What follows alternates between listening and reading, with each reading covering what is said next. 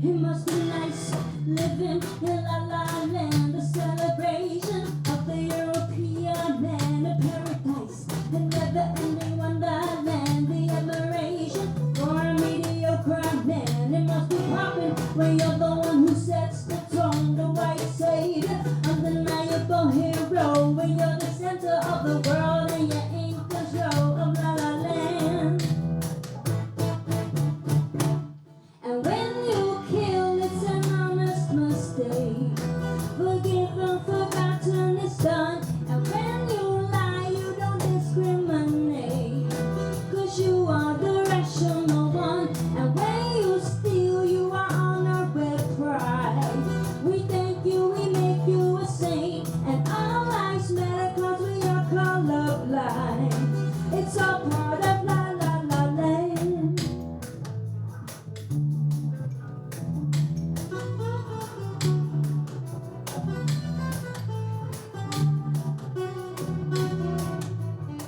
It must be chillin', living in your love bubble, where you make all the rules and get knocked out of trouble, where you're the definition of the beauty and the best, where you tell bedtime stories for the victories of the West, and you leave out the rest, like the death and devastation.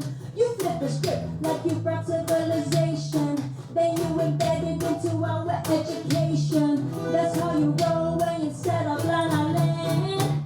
And when you cheat, it's an honest mistake. Forgiven, forgotten, it's done. And when you slur, you don't discriminate, 'cause you are the rational one. And when you block the road, you are on a great pride. We thank you, we make you a saint. And our lives matter 'cause we are colorblind. It's all part of La La La Land. Oh!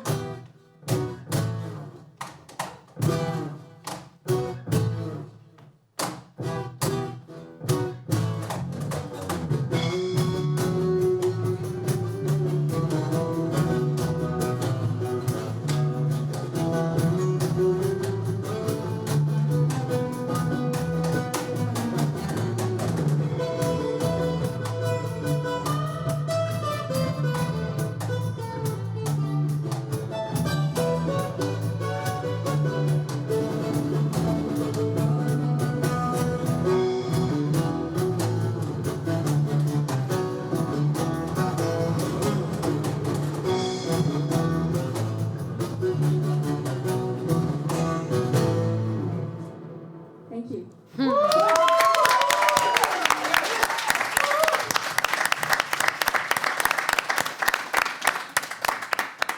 Thank you very much for that powerful performance, Pravini. Welcome, everyone, to the Livecast of Arts of Resistance, Artistic Freedom, Perspectives on Appreciation versus Appropriation.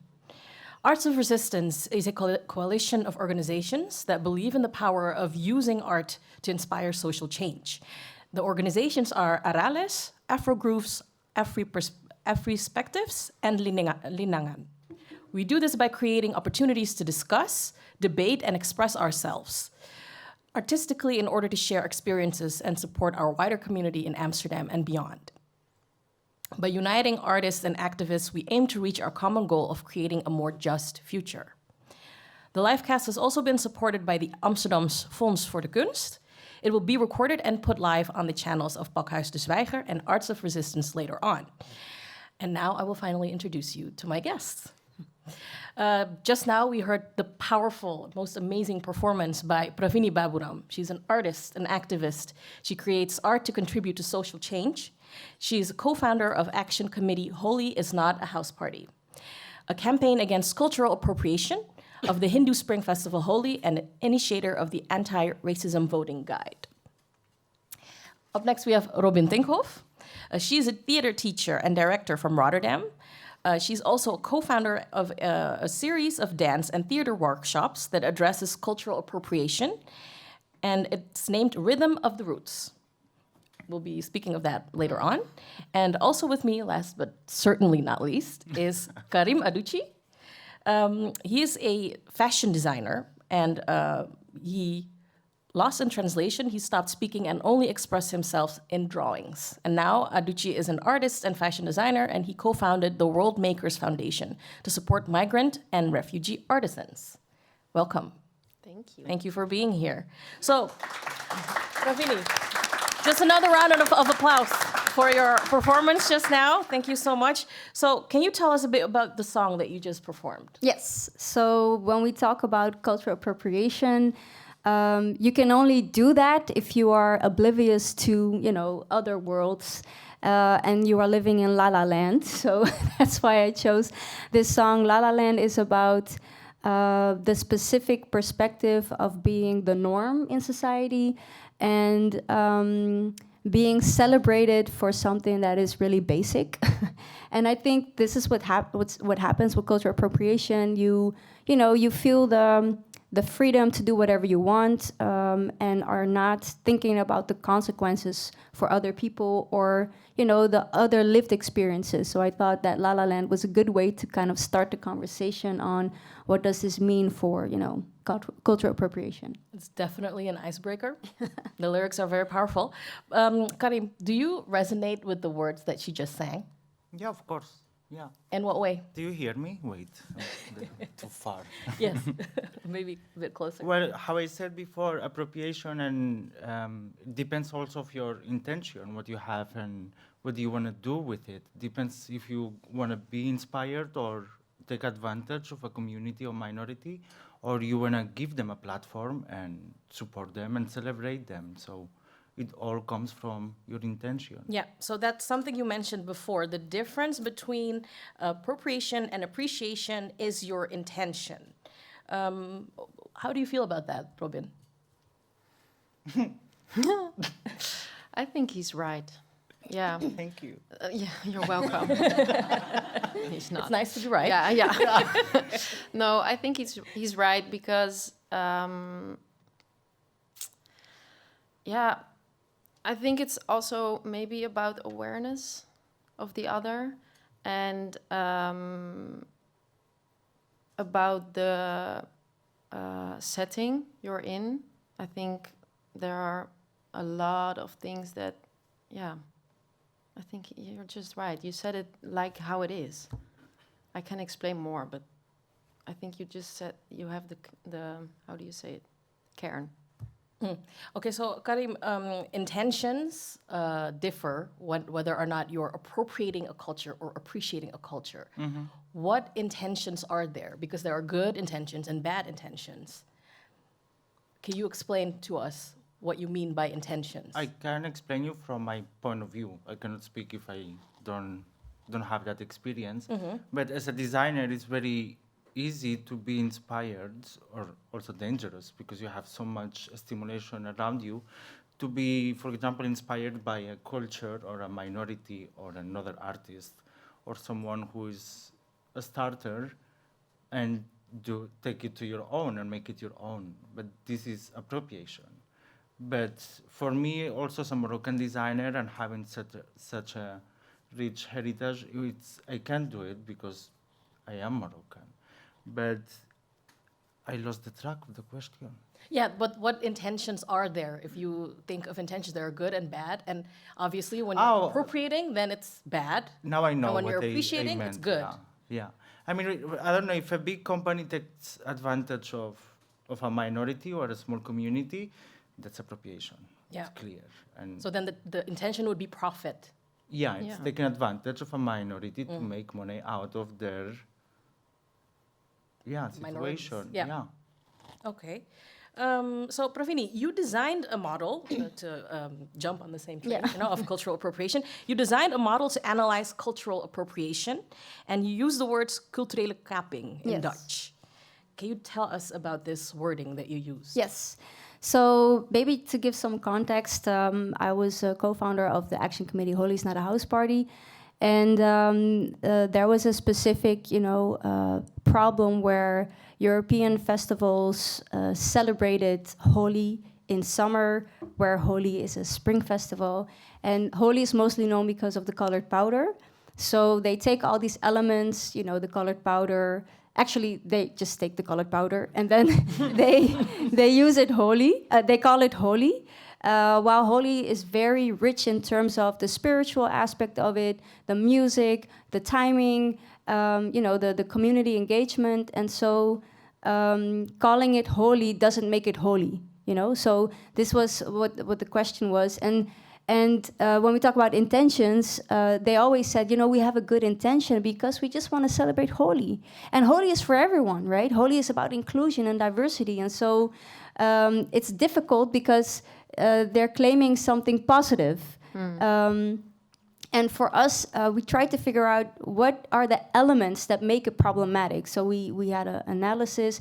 And then sometimes, we try to come up with things, but sometimes people from within the community, because they speak from the sincerest place, they come up with the wording. So we didn't come up with the word, but there was a community organizer in the Hindu community in Eindhoven, and he was being interviewed, and he said, it's just not right.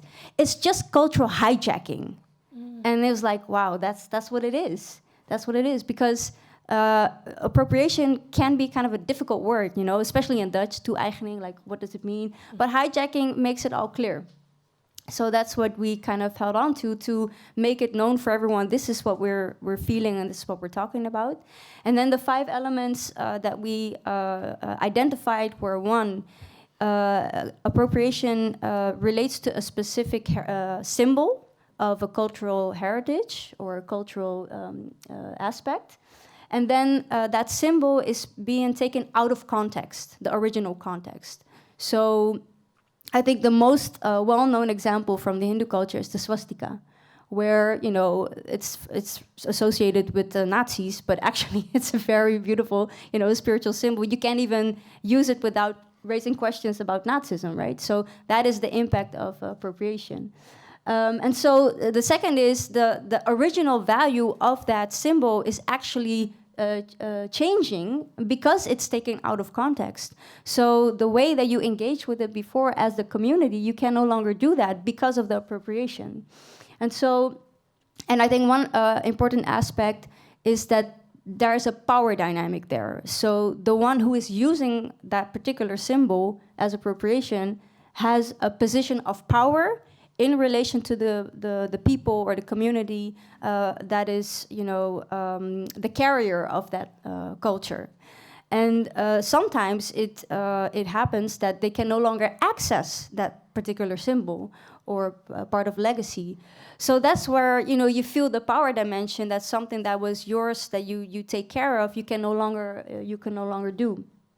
And so then the impact becomes negative. It becomes insulting. So these were kind of the dimensions that we identified with Holi is Not a House Party to make explicit what the problematic things are. Because even in the Hindu community, people were like, yes, white people are finally celebrating Holi. So there was also this idea of, well, isn't it a good thing? So we really, really had to explain what the problem was, why it was problematic, and also what the consequences were for us, because one of the things, and then I'll stop, but just to give you some context, one of the things was that many of these festivals tried to trademark Holi, right? So you trademark it, and then when we want to organize a festival Holi, we might have to pay those festivals to be able to celebrate it. So this is the long-term kind of consequence that we already anticipated on, and we wanted to make sure that people knew that we have to stop it now before we get to that point. So these, the examples that you mentioned just now are very concrete examples of appropriation and when it really can go wrong, especially for the people who intended for their culture to be seen as a certain way, and then someone takes apart the elements out of it and just runs amok with it, and then just decides what context it will be. Yeah. It's very, it really resonates with me, also because, Holi comes from the Hindu religion, right? It's what they do here in the Netherlands as well for Muslims, for example. As a Muslim, I can really resonate. When people in the Netherlands, especially the media, talks about the word jihad. Right. That is hijacking, Right. because how it's used in the context is so not how Muslims perceive jihad. So they're robbing us of our words of our way of expression. So this is a very serious problem. So we just discussed like the very concrete examples, right, of appropriation. But what is the fine line? Because some instances are not very clear. Then you don't know, like, is it really appropriation or is it appreciation? How do you, I mean, there's also a question for all of us here. How do you discern between that? Yeah, I don't know. Well, I think it's also about knowing the background of stuff. So, for example, when you are wearing braids, it's about knowing where the braids are coming from. It's about knowing the history of the braids. And then still, it's also about respect, because when someone, we just talked about it, from the culture, where the braids are from, says to you, I feel offended because you're wearing braids and you're not part of my culture, then respect that. But I think the fine line is about knowing the background of the things you are wearing or using, or the elements. And also, what I just said, it's also about the setting. So, for example, when I'm going to a wedding, and it's a Hindi wedding, then maybe it's even van mij verwacht, expected that I'm wearing their clothing because I'm going to their wedding. But it's not expected when I'm going to your wedding and I am wearing Hindi clothing. You understand? Because it's not in the context. You're ripping it out of the context. Yeah, so context is really important in trying to define the fine line between appropriation and appreciation. Yeah. You, Robin, work with youth. Yeah. Do you like it? Sometimes. I mean, it's tiring. It's tiring, yes. Okay, but no, I love it. Do you find that there are already within the youth also perceptions of the difference between appropriation and appreciation? Well, when I talk to them, they find it really hard because they don't care about anything in life. So they're just like, I don't care. If they want to wear this, then yeah, I don't care. But when I am giving really examples, and when I'm saying it not to the whole community, but just to you, then they're like, oh, but wait. Yeah, that's weird. But it takes really long. So it's not like within the 5 minutes of the conversations, they understand. So it really takes time. But then they're going to think about it. And then they're like, but there is more to it. Yeah. Yeah. I see. Okay, so when we talk about the difference between appropriation and appreciation, as people that continue to study it and find it important to continue to express the difference between the two, how do you stop yourself from becoming a gatekeeper? Because sometimes you can be seen as the bad guy. We're just having a party. We're appreciating it. How can you tell that I'm appropriating? Because I studied it. You know? How do you handle in such a situation? Karim. I think it depends. Yeah, it's how she mentioned the power dynamics and if you're taking advantage of it. For me, the only problematic is when big companies are really making a huge financial benefit out of minorities. They don't see any benefit from it. It's different if these companies, they go to these communities, they give them a platform, they give them the salary they need, and they support this heritage to stay alive. That's a completely different story. But I do have to say I have mixed feelings with appropriation and appreciation because there is also silver linings in the story. Yeah. There is, it's a platform for cultures, for minorities, for crafts, for music. And actually now when you were playing a jazz session, and it reminded me that jazz is an influence between blues that comes from the cotton camps of America and ragtime, that it's a kind of French music. So there is also an influence, appreciation there, but we have jazz nowadays, that jazz is all about influencing each other and having a conversation and dialogue. So sometimes there is, I don't want to be always negative about the story, there is also good parts of it. Yeah. Do you have any examples like of the companies that are actually doing that? Because you work in the fashion industry, I can imagine I'm not there going to are- mention them. there are plenty. My lawyer is not here.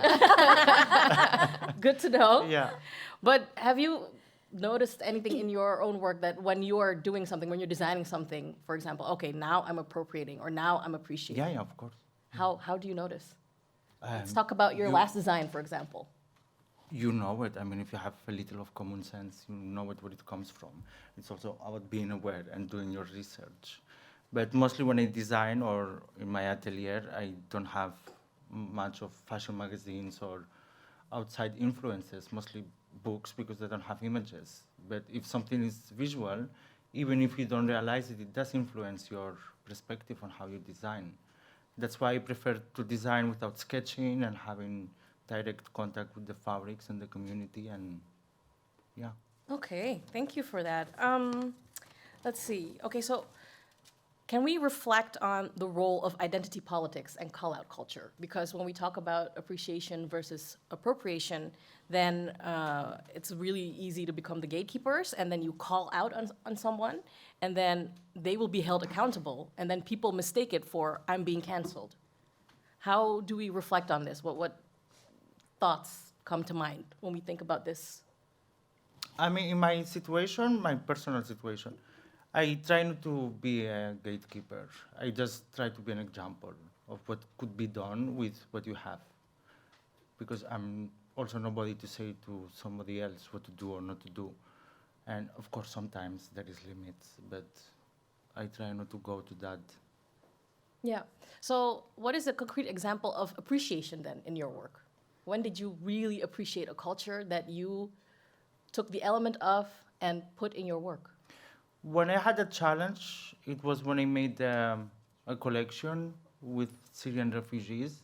That was a very fragile subject and delicate, so I didn't really know how to navigate that part. But what I did was, I will just give them a platform. I will show their faces, show their story, speak to them, and be there, and also ask them to come out at the end of the show and give them literally a platform, and also allow them to keep some of the dresses. And yeah, it's Yeah, and I think that's the difference, right? Because you're giving them the platform, so you're not benefiting from them.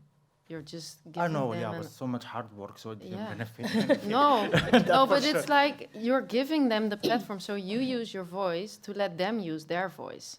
Yeah, but the conflict was there. It's my collection, Mhm. it has my name, Yeah. but still there was that conflict. Why me as a designer, Mhm. I'm using the story of Syrian refugees to make a fashion collection. Of course, but did you make it with their voices in Yeah, of collaboration? course, yeah. Yeah, But that was the exercise Yeah. on the process. Yeah, yeah. To not use them, Mhm. but for them to use me Yeah, somehow. yeah, But still, the collection is Yeah. It has my name. yeah.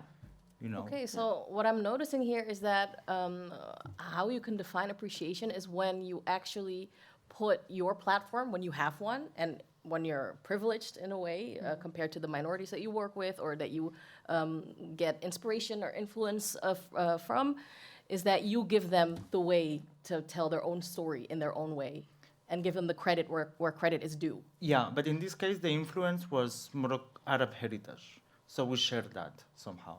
But it was theirs. It was their story, their experience of being part of the Arab diaspora and fleeing from their country in that way and translating that into a garment, and also creating a collection that it doesn't have a lineup, because mostly collections. You have this picture? We do, Karim, we are prepared. I have double checked better. So mostly the collections, they have a lineup, but that one, it was every garment was a dialogue between me and another person. Yes. So I tried to use myself as a spider somehow and web, and then use the collection for that reason. So then you put yourself in service of these people in order to appreciate them for their efforts and the inspiration that they gave to you. Yeah, but also there was another kind of exercise in the process that was to all be together in the same table, a big table, and create all the collection while creating community and using or fashion or whatever to be together, because mostly designers, we are known for sketching and asking someone to make it. I tried that, but it doesn't work. So I prefer that this was the collection.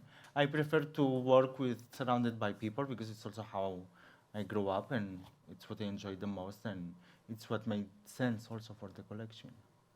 Can I briefly add to that? Of Because I course. think when it comes to the appreciation part, I think key is agency of the community. I think whether it's a wedding or this collection, the key is that people have a say in how you engage with the culture.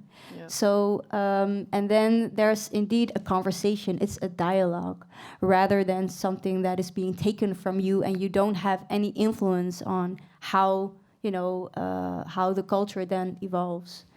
Yeah, so then another element of appreciation would be definitely offering someone from that culture that you're taking the elements from for your work, offering them a chance to say something about it. Yeah, or not even offering, because you can offer a chance and then say, okay, thank you, and I'm going to do it anyway, So I think the key is the conversation. Yeah. So because in the conversation, you actually get to understand what it means. I mean, that is your research, that is how you explore how to respectfully engage. And if you don't have that conversation, then I think it's really difficult to truly do justice to what it means to the community. Okay, thank you. That was a very important notion you made there. But I want to go back to appropriation, because I like poking around things. But can anyone be guilty of appropriation? Or is it just descendants of formerly colonizing countries, for example? Good question. Yeah. Yeah. Well, it's a question to all of you. Yeah. Do you need time to think about it? You can also answer. Well, I mean, if we go back to that framework, of the analysis of appropriation is about the power dynamics, then I think, that raises the question if you can appropriate something from your own culture.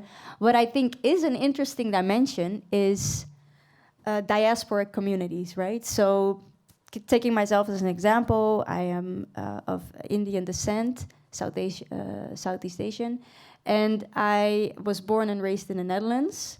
So even though, my roots are in India, I am not Indian.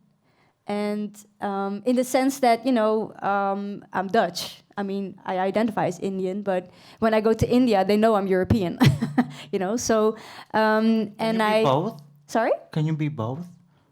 I think you can be both, but I think it's good to be mindful of the fact that you are within the diaspora. And the reason why I say that is because in the Netherlands, as a Hindu, I am a minority. So I have to relate to a different context. When I go to India, I would be the majority. Yeah. And my power position is different.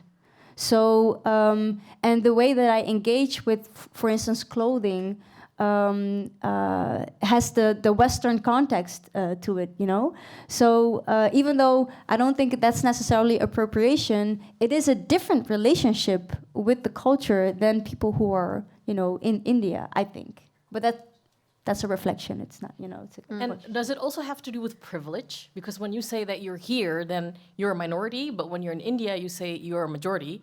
But you're also from the West, so you carry that for sure. element, right? Yeah, of your for identity sure. along with you. Yeah, for sure. Even just being, from the global north, I think that in itself we have to be really, really mindful of. And even, in terms of the culture that we carry is also very specific in that sense. So are we mindful also of the roots within India, of the, the things that the cultures that we carry? These are the questions that I pose. Great. I think it's time for another song. Oh. Ravini. Great. All right. So while the guys are setting up, I think, this is a really good bridge because the next song is called Together, and that is about the conversation. And as you say, you like poking around, so I'll just stick to that theme. Because this song is about what happens when the conversation is not really happening. When you have people who are listening to you and are saying, we're just gonna do it anyway, because really we don't really care about what you have to say, because we care about the profits, you know. So this is about the conversation and also what it means for us as, you know, community organizers or marginalized people. What does it mean for us to unite in the struggle? So, together. Thank you.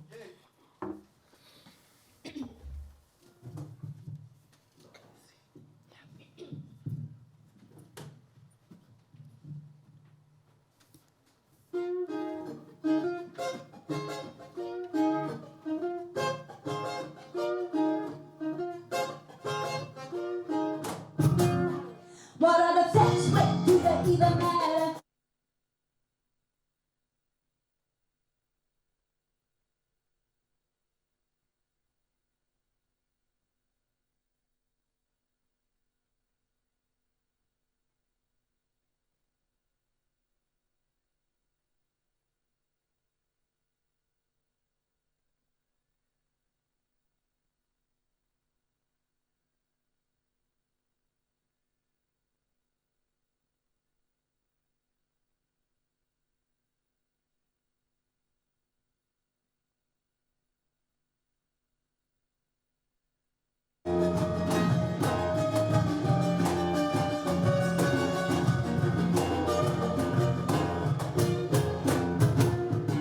Hold up, there's another in the room. I can tell you up front, but you dismiss what I'm saying. How can we talk when you silence the conversation? There's no way up with our domination. Let's get into it, they check your privilege. You're playing clues and I ain't having it. You're reproducing the solo white supremacists. If you can handle something bad, then we're not in it together. Not in it together.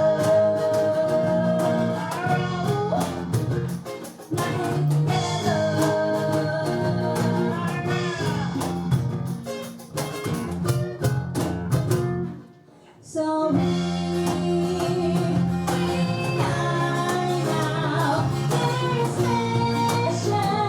Cause you're gonna move and we will never back down. Now we'll have fun. We're gonna shoot in the ground. Gonna find and out number down. But we get together.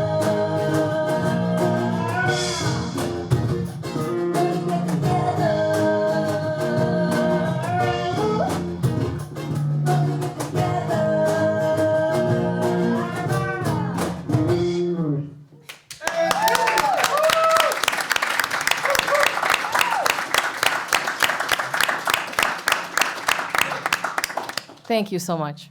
I think that landed. So we are in a live cast of Arts of Resistance. So art is an important shared value here, an important good. What role can art play in educating people about the tension between appropriation versus appreciation? I'm going to start with you, Robin. Well, I think it can play a big role because art, well, in my work, I always show different perspectives. And art is a place where you can do that. So it's not only one perspective, you can give a lot of voices to a lot of people. And then you just, as a public, well, I'm just speaking now in theater. As a public, you sit and you see something. As a director, want to tell you something. You can just observe, you can think, you can be, thinking about opinions. Maybe you think I don't like it or I do like it. And then afterwards, the mind goes and it goes and it goes. And then the conversation starts. And it gives a fine way to just first see different perspectives in like 1.5 hours of the play. And then you can talk about it. So I think art, yeah, it definitely helps. I think you're also touching the subject on actually what makes art such a great tool to start a conversation, because Yeah. there's like a freedom in it, and everybody Yeah. sees it in a different way, Yeah. and everybody has the right to do so. Yeah. Right? Yeah, and So- it gives also the space to see it in a different way. And then, of course, the conversation afterwards, it's always hard to start the conversation because people sometimes have difficulties with talking. Oh. I think Siri wants to join in. Siri wants to join. But then still, because as an artist, you give already some feeding to the conversation, then you have something to start with. So you don't have to start blank because you already saw different things. And you are one of the creators of the workshop called Rhythm of the Roots. Yeah. And it's a workshop where you teach dance and theater. Yeah. Can you tell us more about that? How do you make people more aware of the difference between appropriation and appreciation with this workshop? Okay, it's a long story, so sit tight. No. Maybe first we can start with the video because there it all began for me. Did you know Black women once used their hair to draw escape maps in Colombia? In the 1800s, enslaved African women forcibly taken to Colombia would communicate with their communities through braided hair, most importantly for planning escapes. For example, a braided hairstyle called departes, meaning depart in English, would signal that the person wanted to escape. Black women would also record with their braids the obstacles they would encounter on their journeys to help others escape. A river was represented with a braid in the shape of a worm. A Bantu knot represented a mountain. And if there were soldiers in any part of the route, they would use really thick braids still known today in the Pacific region of Colombia as tropas, which means troops in English. On top of that, inside the braids, sometimes gold or seeds were hidden to ensure they would survive after they escaped. Because of these escape maps of braids, many Africans were able to escape and form the famous free settlements known as palenques. Some of you may have heard of San Basilio de Palenque, which is one of the first free black towns in the Americas. It's also one of the only remaining palenques in Colombia. It can still be visited if you're in the Cartagena region. Today, this rich history of braids is celebrated every year on May 21st at the Afro hairdressing competitions in Cali, Colombia. May 21st is Afro-Colombian Day, but it also marks the abolition of slavery in Colombia in 1851. All right, so there it started for me. Rhythm of the Roots I did together with Janira Gaffrey. And she's a dancer and I'm from theater. And I was really, really mad when I saw Kim Kardashian with her braids. Because I was like, why? And then I thought, I have to do something about this. And she also, Janira, my colleague, also thought we have to do something about it. And but then it was like, okay, where are we going to start? We want to start with the youth. But the youth is a really difficult group to talk to about these really hard subjects. Even they're the social media and they have a lot of resources and they are really up to date right now. But still, what I just said earlier, they don't give a shit. So we really wanted to engage them, start the conversation. And so we thought, okay, when we're gonna make these workshops, we have to put a little bit of history because they have to know where it comes from. And we have to like make a bridge to now and to them. And what was your question? Because I said it's long story. Yeah. Yeah, how with the workshop you make people more aware of the difference between appropriation and appreciation. Yeah. But the starting point of Kim Kardashian wearing the braids is already giving you some examples. Yeah. So and that's what we do in the workshop. So they have 2 workshops, and the first one is really in general. So we show a lot of examples of cultural appropriation. We're talking about it. We let them search for examples for themselves. If we have a mixed group of cultures in our class, then we let them search for other cultures or in their own cultures. And then in the second workshop, we make the bridge to themselves. So when they see cultural appropriation, what can they do? and how can they recognize it? And then it all falls together. I have 2 examples. I don't know if there's time, but I can... There's time. Okay, so in the second workshop, they get from us like resources. And one was the cornrows, so the braids. And the other one was Michael Jackson. I don't know if you know it, but Black or White, the song. If you know the video clip, at the end of the video clip, you see the panther. And it stands for the Black Panther. That's in America. It was a group that was for the civil rights movement. But they were seen as really violent, yeah.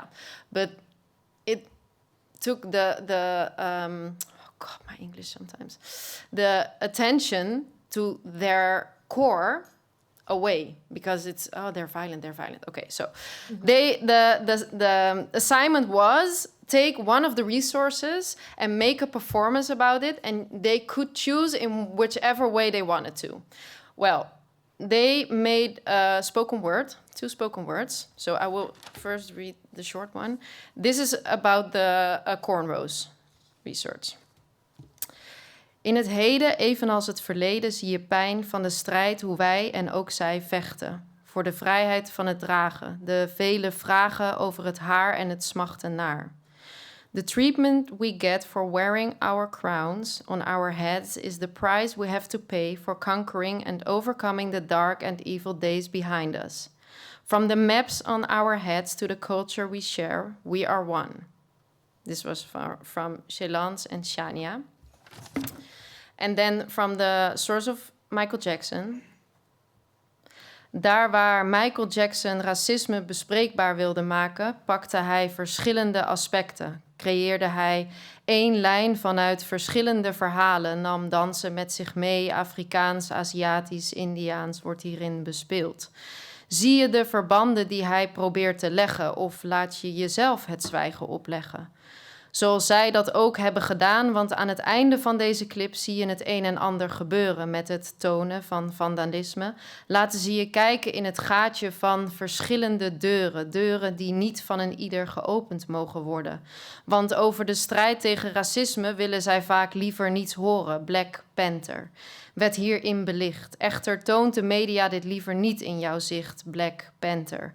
Een groepering die van 1966 tot de vroege jaren van 1970 op hebben gestaan. Echter zagen velen het alsof zij de witte onrecht aan hebben gedaan.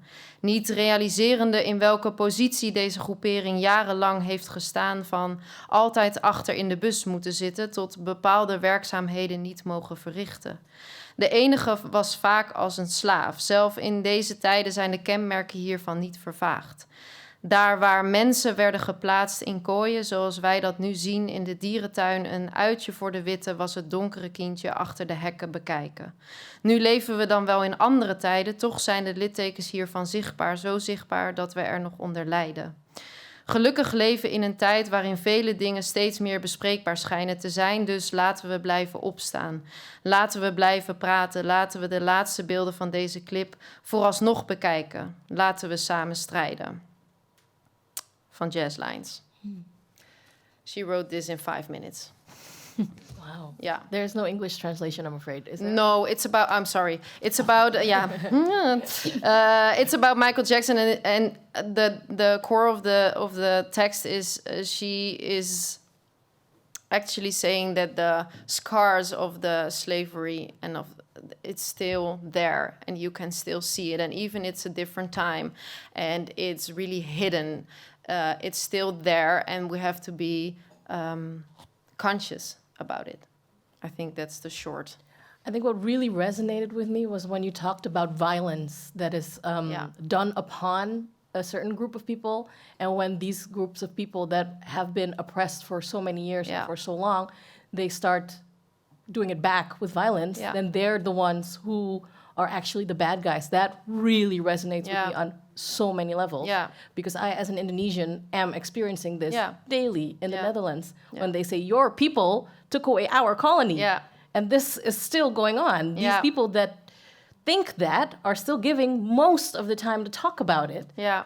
And how does that resonate with appropriation and appreciation? Could you appropriate, for example, pain and suffering, and say that, because I've been done upon, I have the right to say more about it? Yeah, I think. Does this happen? Yeah, it happens. It's all about the white fragility, Fragility. And fragility. Yeah, Yes. sorry. Yeah. So when you talk about racism, and you're talking about it for me, I'm bicultural. So my mom is from Suriname and my dad is from Holland. So when I have a conversation with my family from the Netherlands and I tell them about my feelings or about the feelings of my Suriname family, they're like, but we don't do it, but we this or that, but you yelled at me and you were, and it's not about guilt. It's not about your ancestors did this, so you have to suffer about it. No, it's just about listening to the other and about knowing that the pain of our ancestors is still in our DNA, and we need some kind of Redemption. Yeah. Thank you for that. Dot. Mic drop. Nice. Okay, so we were talking about your workshop because you were working with children, but Karim here, you also work with the youth as a founder of the World Makers Foundation. You support migrant and refugee artisans. Co-founder. Could you tell us more about the World Makers Foundation? Yeah, I could. Maybe we should. Will show... you? Well, I mean, the essence of the foundation is to do what I used to do as a designer, but having a backup with the foundation.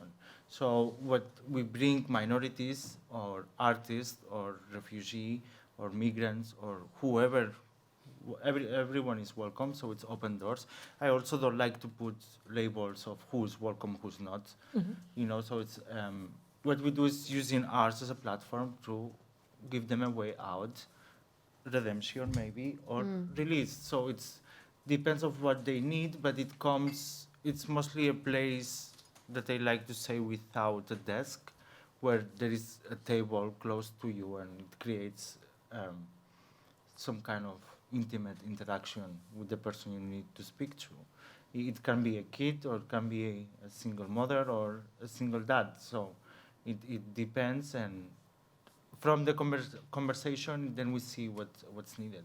From creating a collection, or making an embroidery project, or applying for funding for them, or helping them how to make a phone call, or how to start an email. And because I had to learn that as well. So. Wow. And no, I meant like at school, because I used to write emails like if they were texts. Oh. But like small things, or basic things that we take for granted because we come from a culture that is educated, and we take for granted our education. So for me, the main investment I can do as an artist is to provide a link of education to those who have no access. I told you, Max, that I'm the worst with microphones. Thank you for that. Would you like to repeat? No, I'm just kidding. No. I'm just kidding. Okay, so it's very important what you do for the community. And what would you say? I don't do anything. I'm just there to provide a link, mostly, But it's important because it's not being done enough, would you say? I don't like to get all the credits either, so. But the fact that you But are... I'm here sitting Right. talking, so. No, but it's a very important thing that you are co-creating. What would you say is a story of some of the refugees or artisans? Maybe there's one in particular that comes to mind when you think about this, that you think, okay, I think we've made an impact here, or we have together created a difference. When someone gave you a feedback, for example, or someone that created something out of being in one of the workshops that you were providing. I don't know, there is many stories. Also, I'm not the kind of person that has favorites, because before they asked me what's my favorite city in Morocco, Yeah. and I couldn't choose.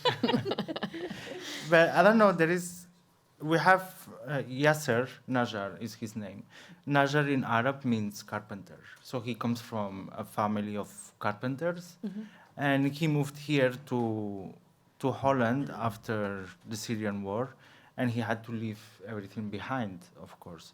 And I did ask him one day, I was planning to stop with fashion at that moment, and I was working in a foundation, and I met him there, Yasser. And then I did ask him, you still work with wood? You still a carpenter? Would you like to do so? He's like, yeah, I would love to, but I don't know how to start. Where do I get wood? Where do I get the tools and things? I'm like, we can go to Praxis. It's everything here, you know. So, I mean, the wood, of course, wasn't there what he needed, because he needed special wood.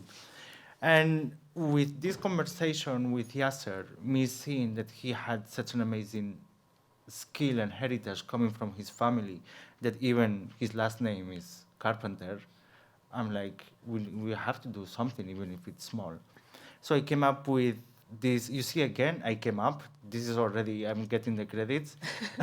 But we came up with the idea of designing a shoe platform that is a mix of my culture and his, and using his skills as a carpenter and mine as a designer to come with a project. But then that shoe or project or wooden platform, it became a show. And the funny thing, or the most maybe touching thing of the story, is that his father used to make frames for the Louvre in Paris, like, I don't know, 50 years The Louvre Museum, you mean, or? Yeah. Okay. Yeah. And then after the war, they couldn't do that anymore. So now these shoes are part of the Art Décoratifs du Louvre in Paris. That was an accident, but it's how this circle came together at the end. And there is many of these kind of stories that they are inspiring. Fascinating. Have you ever thought about bringing these stories, like giving a platform or telling more of these stories? In a book? Maybe? Or a documentary? I need a ghostwriter. Okay, we'll talk later. Okay. Pravini, back to you. You are the co-founder of the action committee Holy is Not a House Party. We just talked about it. In this campaign, you involved a Pandit. Am I pronouncing this right, Pandit? Yes. Right. Hindu A Hindu priest, priest, yeah. yes, to express his views. Can you reflect on the role and the importance of authority, so like a priest, to the discussion of appropriation versus appreciation?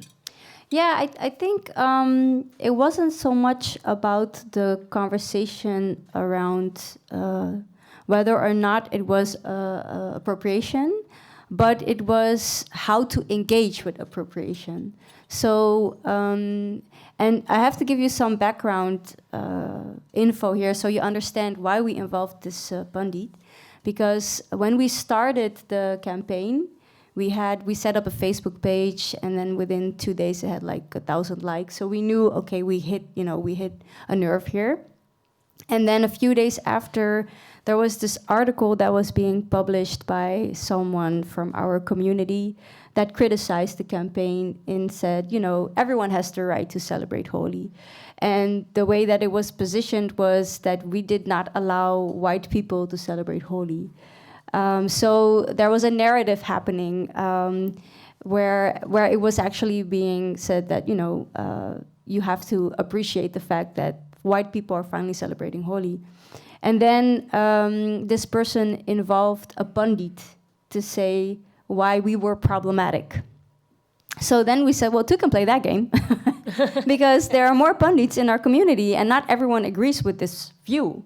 So we involved another Pandit, and actually that was the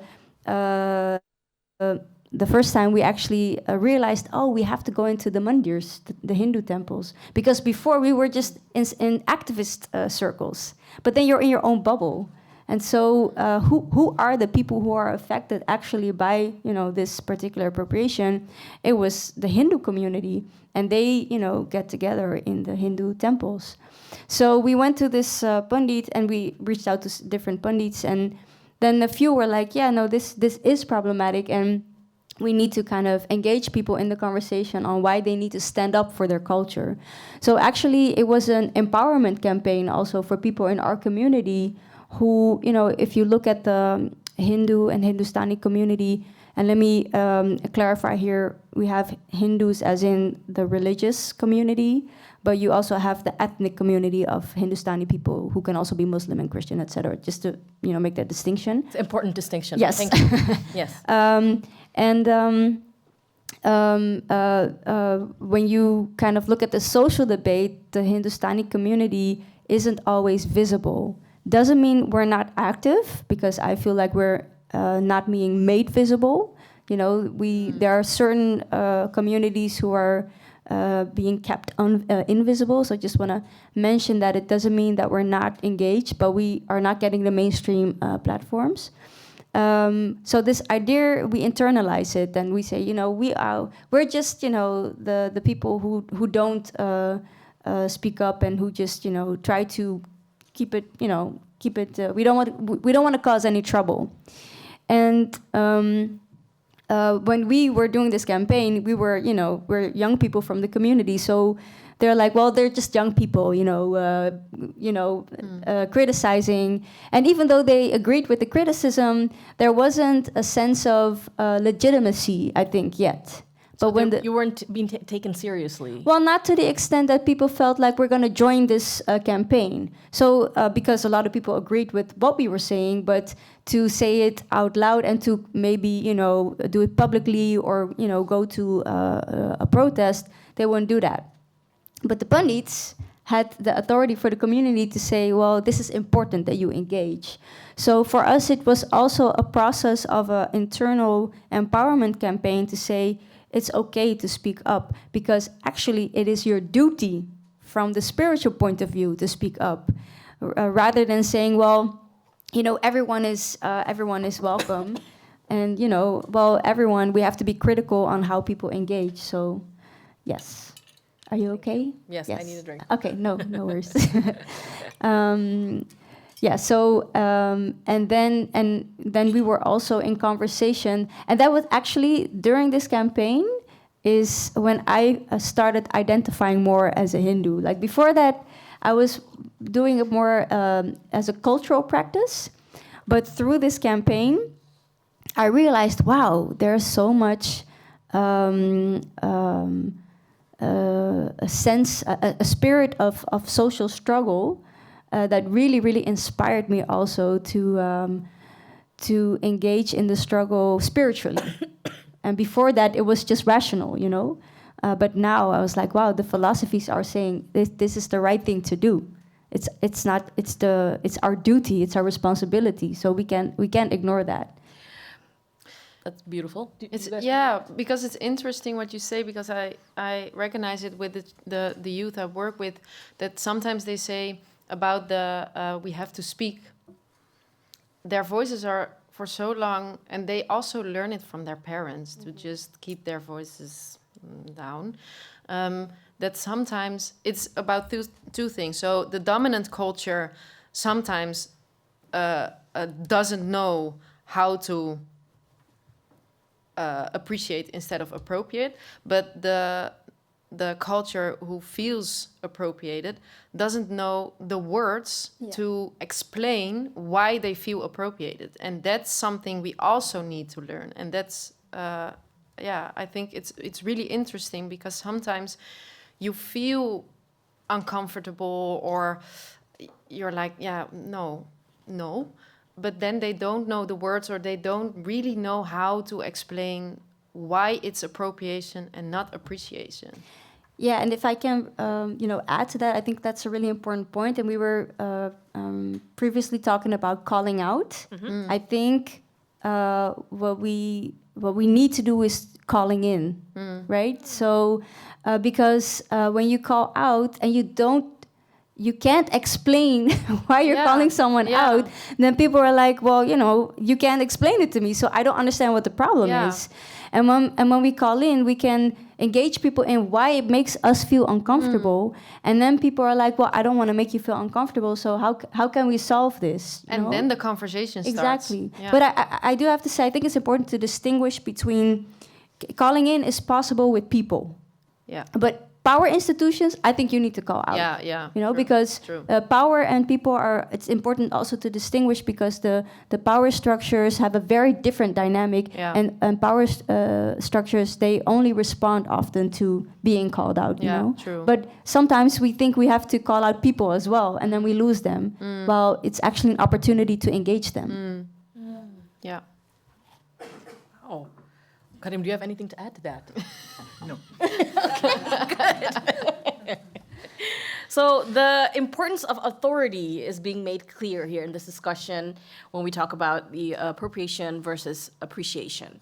But when it comes to very concretely a religion, you know, getting a pandit is, well, obvious because the pandit is the authority. But in other instances, it's hard to pinpoint who is the authority. How do we deal with this, Pravini? Yeah, well, I think indeed, you know, in our case, it was easy to kind of identify. And I think in other cases, maybe authority is not the solution, you know? So I think every situation calls for a different strategy, and it's up to us to figure out what is the strategy that works. In our case, this authority figure was a solution. But in other cases, it might be more of a community-based approach. So I think every context asks for a different strategy. Yes, very clear. So, Robin, you mentioned that for a lot of people that feel appropriated, it's difficult for them to find the right language to start the conversation or keep it going. Should it be like a common responsibility or a shared responsibility of, for example, artists that have a platform to help them find the words? Or how should these people help themselves find the right words? Well, I think that's a difficult question because I can understand that some, well, I want to say 1,000 things at one time. Okay, first one. For me, I feel it's my responsibility, but I cannot say it from the other artists because I can also understand that some artists are just like, I said enough, I'm tired. Just look it up. Because, to be honest, there is so much written about it. There are so many articles you can read. There are so many documentaries you can watch. Sometimes it's just tiring if you have to be that person the whole time where to explain it. But I do think that you can give, and that's the platform you were talking about, that you can give a platform to those voices, because then it's then you let the voices talk, and then you let the choice with the voices. But for me, I choose to speak up. Yeah, I'm not tired yet. Maybe yet. Well, I hope it will take a long time before you start being tired.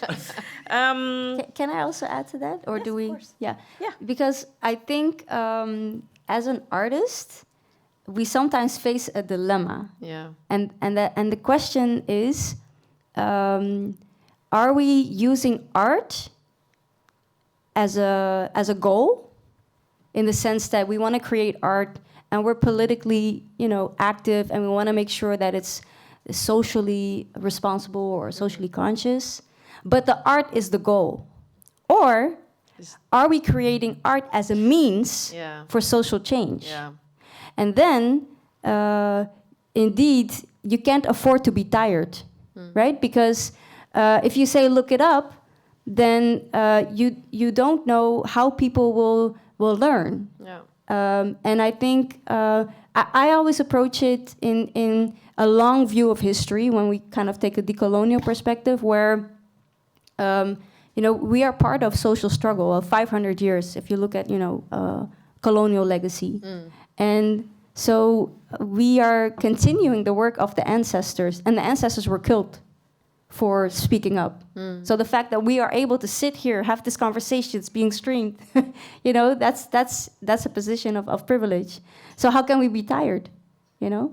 So, and of course, I understand it if you don't want to engage in that conversation, but I think it's important to be mindful for yourself. Are you an artist? and you are, you know, politically engaged, but then it has its limits? Or are you involved in social struggle? And what is the role of art in social struggle? And I think that's a different dynamic then for yourself as an artist. Yeah, and then it's also about the process and not about the goal. Exactly. Yeah. Thank you. Okay, so we have some time left for questions from the audience. So if you have any burning questions that need to be answered by one of our speakers, now is your time. Yes. Check. Hi. I don't know if it works, yeah. I have a question in regards to authority, what you were talking before, because I feel like a lot of justification around appropriation is, oh, but I have this friend that says it's fine. Oh, but my dad's neighbor says it's okay, or stuff like that. And I wonder how to approach that, because I don't experience, well, of course not, I don't experience appropriation, of course, but when I encounter appropriation, it's mostly on circles that are not publicly contested or visible. So it's around like parties where somebody wears a costume or groups of friends and stuff. And then it's way harder to have a conversation around that when someone pulls out that card. And I wonder if you've ever dealt that on a major public scale and how you've dealt with it. And yeah, what would be the best route to take on those occasions? Yeah. I don't know if others want to respond first, or Do you wanna have a language so you can defend these kind of moments, you mean? Yeah, but also like, how do you deal with someone in the community being okay with appropriation and contesting that? You don't need to deal with it. You can just give your opinion and leave it neutral. You don't need to have. You can have a conversation. It doesn't have to end up being an argument. There is tools and a language that you can always speak to someone that is a conversation. It doesn't have to be a confrontation. You can see it that way. Maybe it's easier to make a first step. Yeah, and I also think that's the opinion of one person. But one person has not the voice of a whole community, right? So you can also start the conversation with, okay, well, that one person is okay with it, but look at the bigger picture. Do you think other people will be okay with it? And if you say about house parties, it's a little bit difficult because what you say, it's like more intimate and it's in a small scale. It's small scale, but then again, I think when there would be one person of a certain culture feel appropriated, thank you. You're welcome. Then I think it's good to start the conversation. Okay, but why are you feeling appropriated and why are you appropriating? And if the argument is, yeah, because my friend there says it's okay. Okay, but this person doesn't think it's okay. And then you have a conversation. And then it doesn't have to be an argument because we can learn from each other. And the person who is appropriating also has to learn that one voice is not the voice of all the other people. I don't know if that answers your question. Definitely. But yeah, thank you for that. You're welcome. Thank you for your question. So there was another question in the audience. Hi, everyone. Thank you for the talks. Very, very amazing conversation. And I want to go back to something that Karim said, which is sometimes you have to also look at the silver lining. And I want to go back to, the appreciation side of it, because we've heard a lot of the other side of the stories. And I know we can be very critical about that. But maybe if you guys can share examples of where you felt that the appreciation side of the story was there, and you felt that your culture was celebrated, and your culture or your art was given as a good example and as an inspiration. This is a question to all of you. Yeah. I mean, That's a good I question. gave examples of silver linings. No. I'm excused on this question. Pravini, would you like to start? Well, I don't have an example of something that felt like a celebration, but I can say something about also the limits of the conversation, because the campaign that we did was focused on festivals that called themselves holy, Holy Fusion or Holy Festival of Colors. But there were also those color runs. I don't know if you remember them, where people had like a marathon and they did it with colored powder. And I'm like, why? But and it's very obvious that, you know, it's based on holy, but they don't call it holy. And you can't claim colored powder. So we decided not to address those issues, even though I did feel like it was appropriation. But we did feel that we didn't have the enough backing, so to say, to have that public debate. Because the limit is, yeah, it's colored powder, yeah. Everyone can use it, you know. So, and this is what happens also in the diaspora often. You are in a global context, a Western context. You know, people are inspired, they do things, you might not agree with it, but at least they didn't call it holy. I think that's the silver lining then. I also have an example. I had a friend who had a friend. And It's you? yeah, And they said it was okay. no, because in the story I'm going to tell you, no, it's not me. Okay. Because it's about Afro dance. I cannot dance. No, that's not true, but not Afro dance. Okay. So she fell in love with Afro dance, but it was not part of her culture. But she was like, Afro dance, she just felt it in her body, and she was like, I want to teach this to children. But the first thing she did was talking to people about it, learning about it. In her classes, I heard about how she, because I was interested, and I was like, okay, but how are your classes? How do you feel your classes? And she was like, I always give them the history of the movements.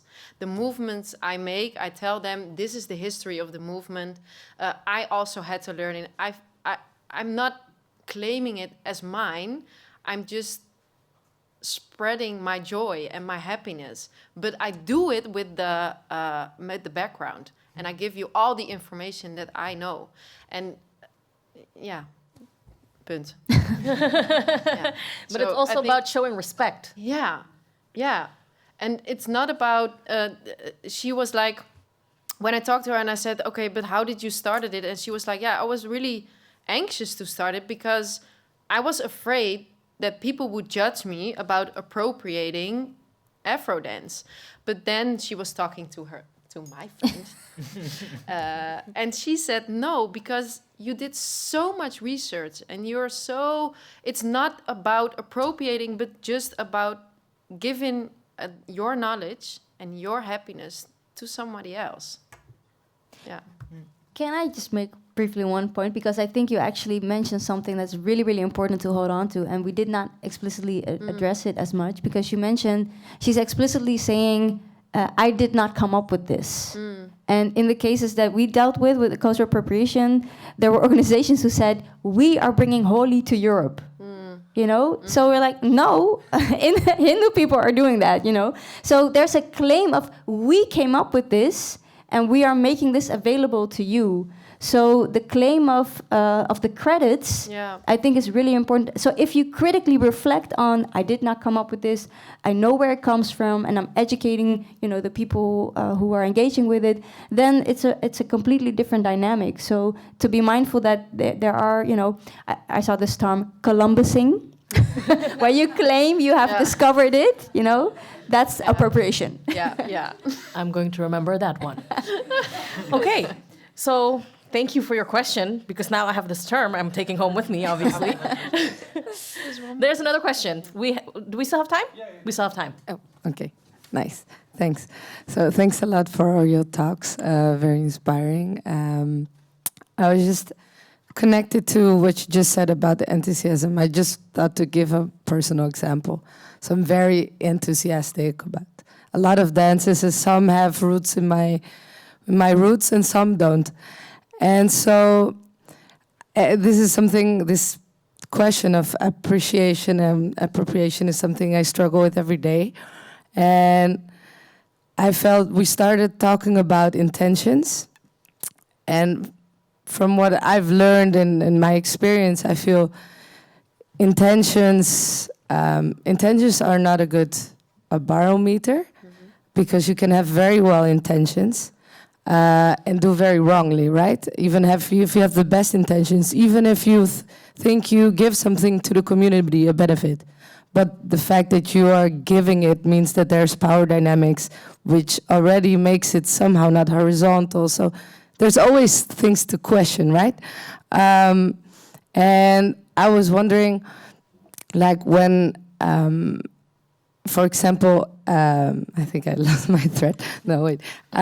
So when you are very enthusiastic about something, for example, some Afro dances that come from Brazil, but they come from a religious tradition, right? And every movement has an history and comes from a certain orisha and has a. And I know, yes, I've done research. I'm super interested in it. But still, I think there are very often moments when it's not, even if I enjoy it so much, I should be aware of where I can dance that and where I cannot, and where I can play even that music and when not. So just to come back to that fact of good intentions, enthusiasm on the one hand, and yes, maybe I'm spreading it, but also the people that I might, the question of, do they have agency, or do they feel bad about it? Maybe they don't know I'm doing it, but does that really make the difference? Maybe, I mean, they're maybe on the other side of the world while I dance something here. So how do you still somehow, try to navigate those critical thoughts? Go to them and meet them in person. Yeah, I did. I mean, but then still. It's going to be an expensive trip. But talking about your intentions, you spoke about the intentions coming from you.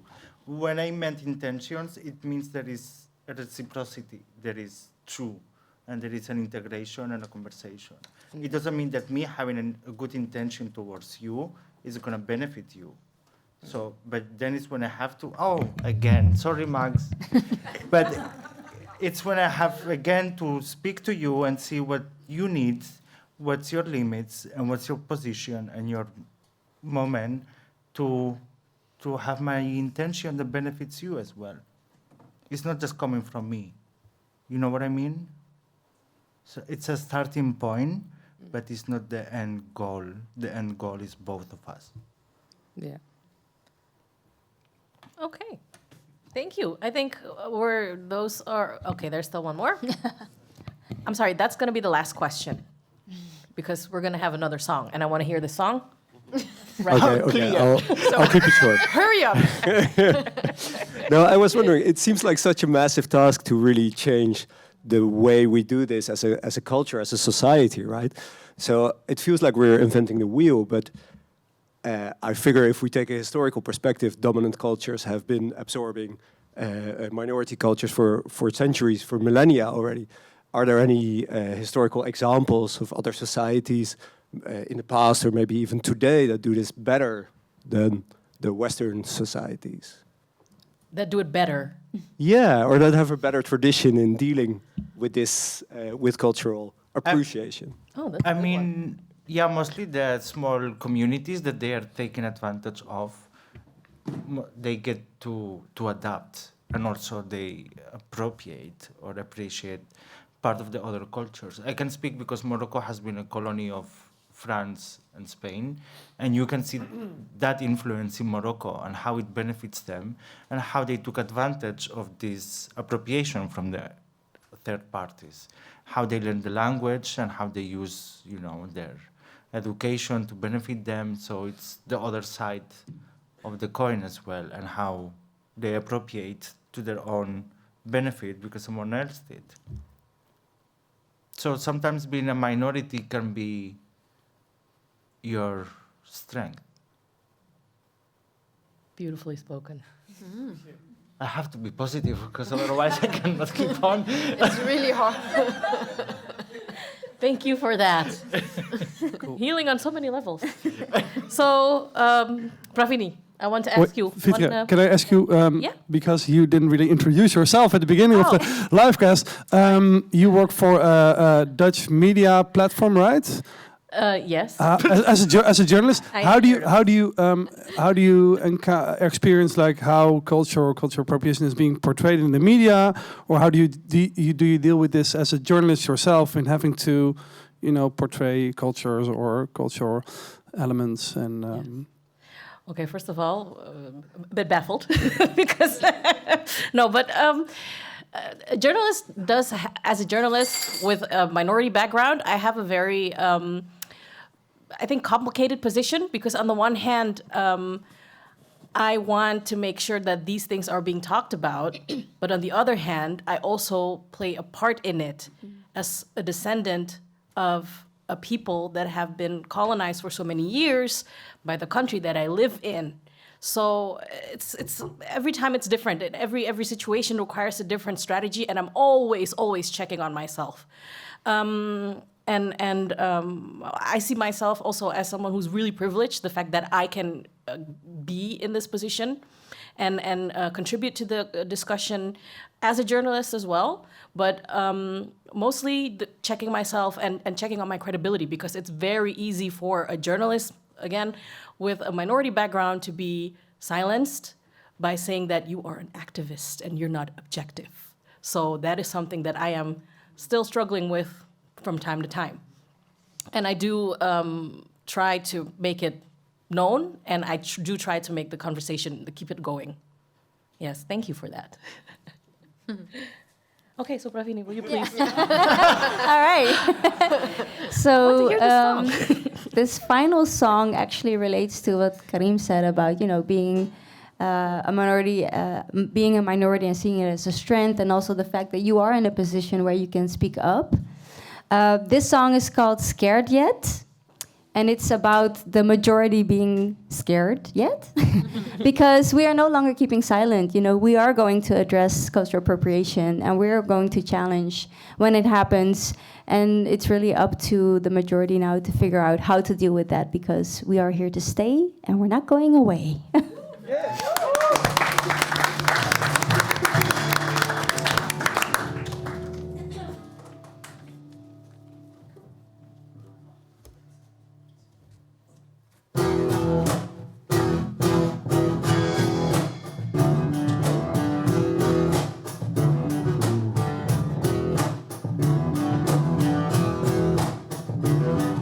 Excuse me, did I offend you when I brought my blend? Did you want to tell me I need to assimilate? Right here, but you're pushing me to integrate. Excuse me, I don't want to fuss, I just want to be. Don't want to hide my colorful identity. Got my opinions and I want to speak freely. Part of the new generation. Are you scared yet of what we gotta say? Only you won't take a look in the mirror. I'm scared yet, going out of grade. Unapologetic and pride. Are you scared yet? So we're waking ways, moving on up, move out, make room. Are you scared yet? But we're here to stay. Ba-da-ba-da-ba-da-ba-da-ba-da.